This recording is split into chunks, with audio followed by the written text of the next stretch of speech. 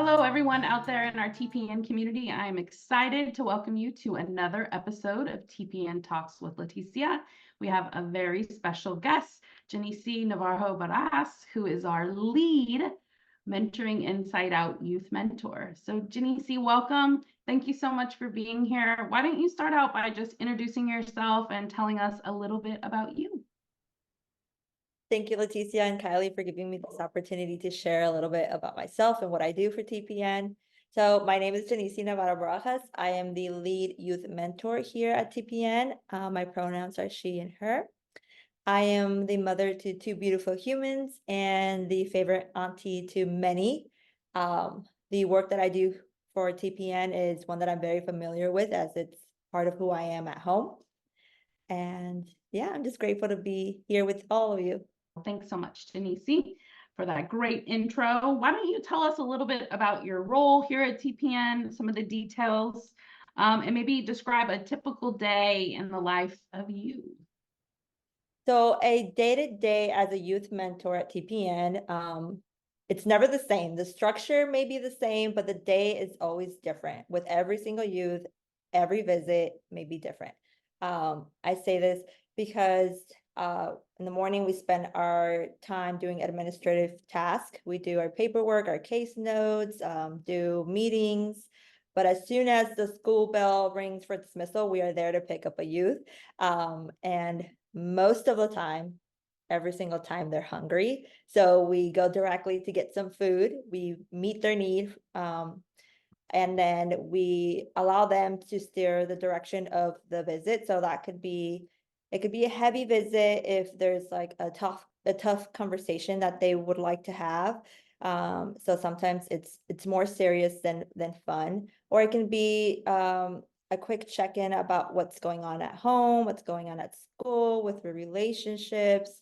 So those are a little lighter, and those tend to be more out in the community, like at the park or sometimes in the school buildings. My favorite visits are the ones that are just in the car, listening to music, checking in, and something just really relaxed. But again, we allow them to steer the direction of the visit. But that's a day-to-day. As a lead, there's responsibilities that I have that are a little different. So my role as a lead is to network with outside organizations and partner with other organizations. My favorite task as a lead is to network, going to tabling events. I offer needed support to my team as well. I promote budget spend down. I'll be taking lead on our meetings soon here, just learning and getting used to that. But that I should be starting that shortly. As well, what else am I responsible? Oh, I provide Jessica with success stories. I give her a rundown if there's things that we need that are challenging that we would like to grow in within the MIO program as well. Awesome. Thanks so much for sharing that. I wonder if you'd be willing to share a little bit about your start at TPN, because it's unique. This isn't your first role or leadership role at TPN. So would you be willing to share a little bit about how you started? Yeah, of course. So I initially started with TPN back in September of 2022. I started as an intern. So for my associate's degree, I was asked to choose an organization that I wanted to learn from and grow in. So I picked TPN. And majority of my internship, I spent it on the youth side. So with Chioma, Vic, and Tasha. Vic especially, I'm super grateful for. He took me under his wing and kind of just showed me the ropes of being a youth mentor. He allowed me to participate in other projects with him, like TPC, outside the box for our blogs. Later on, moving forward, I got hired on, I think, September 2023. I know I had the summer off, but then I got hired on as a youth mentor. So I've officially started not long ago, but I feel like I've been here a while. Yeah. Yeah. And I just want to lift up that you were a crucial part of us publishing our first book, Advice to Ninth Graders. So Janicey took all of the pieces that were written and drawn and either scanned them or typed them up and put them together. because it was our first time. We didn't know what we were doing. And if it wasn't for you, we wouldn't have had such a smooth process. And it also meant that you got to read all of the work from the youth, which I know just from things that you've shared and your final project was something that was really powerful and empowering for you. So that's just a part of your story that I wanted folks to know about as well. Thank you. Yeah, it was definitely a pleasure to be able to read every single thing and hearing some of the stories. All right, so my next question for you is, what's your favorite thing about working with TPN? A couple favorite things. So one of my top favorite things about working with TPN is the variety of opportunities that are offered to me. I know my main responsibility, my job is to be a youth mentor, a lead youth mentor, but I truly appreciate being part of the other projects that we're involved in, like TPC, the PATHfinder Club is something that I started with, and it's something that I try my best to continue with. So I appreciate having the opportunity to be able to go when my schedule allows.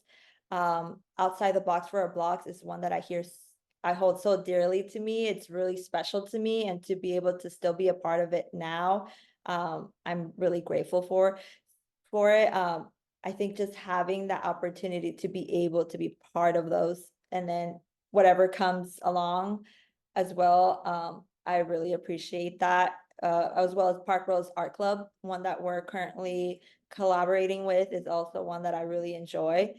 So that's one of my my favorite reasons. Another one would be just the overall family feel that TPN has, like within our building, within the agency, but specifically the MIO program.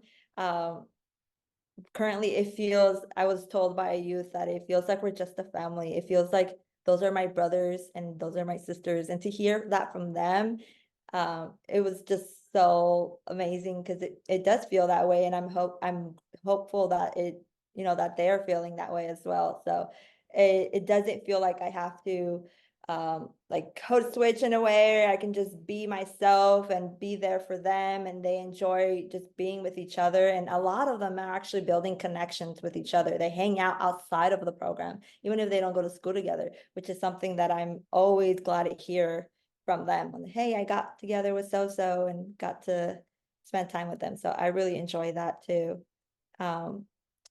Personally, one of my other favorite things is just observing their receptiveness.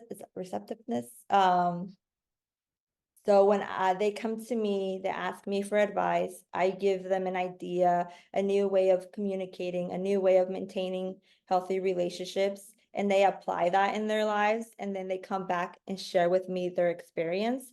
Just the way they talk to me about how things went, their joy, or their excitement for trying it. It's kind of my fulfillment of why I do this work. Yeah. That's beautiful. I mean, what sticks out to me about what you said is this idea that, like, whether it's staff or participants, the youth that you're working with, part of our work is about reducing shame and stigma. And to hear that the youth are coming together, having that shared experience, and then at the same time, like learning new skills with you within their group of the other MIO youth, really, I mean, building resilience. Like, it's okay to have this experience. Other people have this experience too, and I know how to navigate it, and I have other people in my circle who are navigating it, and people who can support me. Like, isn't that why we do this work? So I love your share. I think that's powerful, and I love how you're lifting up that it happens at your team, at the center, in the agency. Like, there's just these like circles, right? Of that ripple effect. And I don't know, that's just really, really cool to hear. So thank you for sharing it. So my next question is my favorite, which is about the mission. So our mission is to provide justice system impacted individuals and families the tools and support that they need to be safe and thrive in our communities. So what does that mission mean to you, and what do you see in the future for us in trying to carry out our mission? The mission statement to me means it actually reminds me a lot of Maslow's hierarchy of needs.